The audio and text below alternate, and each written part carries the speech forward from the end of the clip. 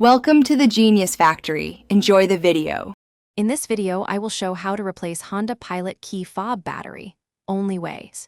Start by locating the seam and use a small coin to gently pry the shell open. Remove the old battery and note the orientation before discarding.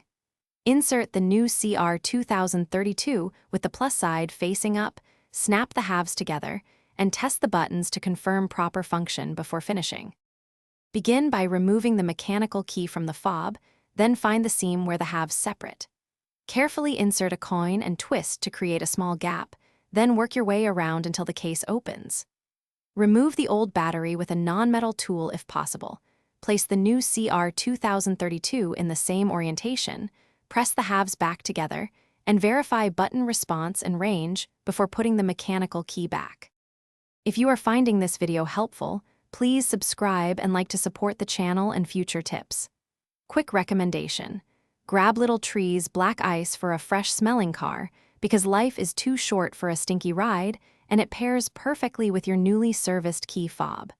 Check the description for the link and other deals. Now let's get back to the video.